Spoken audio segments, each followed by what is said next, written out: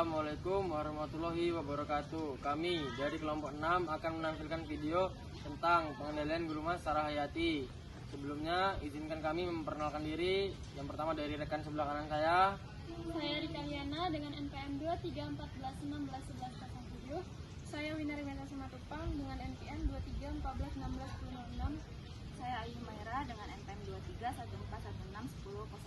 Saya Zafira Zulfa dengan NPM 2314161041.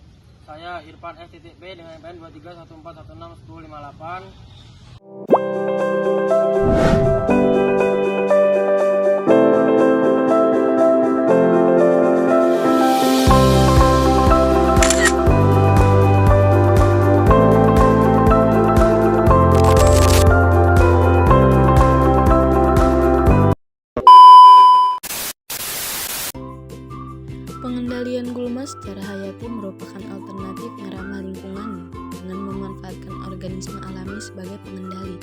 Salah satu serangga yang berpotensi digunakan adalah walang sangit dengan nama ilmiah Leptocoryza spp.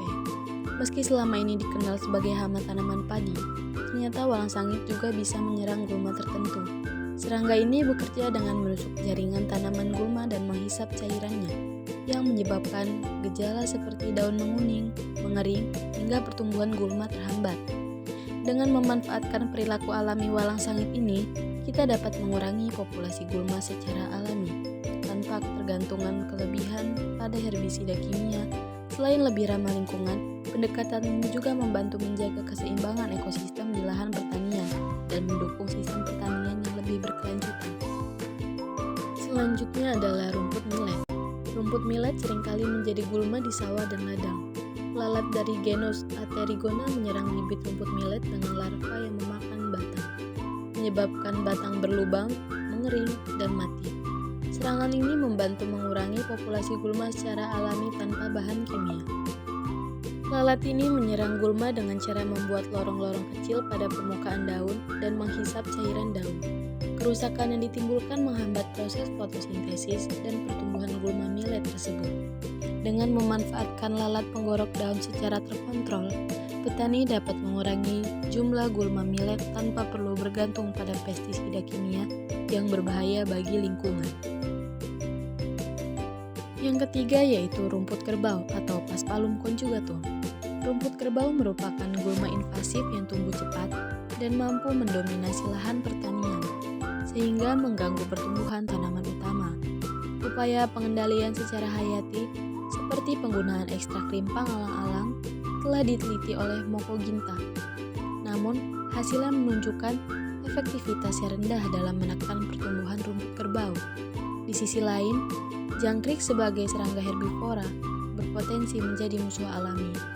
Namun hingga kini belum ada penelitian secara spesifik yang membuktikan peran jangkrik terhadap rumput kerbau. Jangkrik sebagai musuh alami memangsa daun rumput kerbau sehingga menyebabkan gejala seperti lubang-lubang pada daun, daun mengering, dan pertumbuhan gulma menjadi terhambat. Serangan ini membantu mengurangi dominasi gulma secara alami dan mendukung keseimbangan ekosistem di lahan pertanian.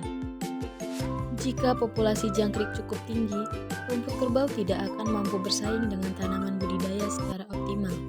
Oleh karena itu, keberadaan jangkrik di ekosistem pertanian membantu mengendalikan gulma ini secara alami dan berkelanjutan. Yang keempat ada rumput Israel atau Parthenium hysterosporus, merupakan gulma invasif yang sangat merugikan lahan pertanian dan kesehatan lingkungan. Salah satu solusi pengendalian yang ramah lingkungan adalah dengan menggunakan kumbang daun sebagai agen hayati. Kumbang ini secara spesifik menyerang daun, baik pada fase larva maupun dewasa, dengan cara memakan jaringan daun hingga berlubang, mengering, dan menyebabkan kematian tanaman akibat terganggunya proses fotosintesis. Gejala khas dari serangan kumbang ini adalah daun yang rusak parah, pertumbuhan gulma terhambat, dan gagal berbunga atau berbiji.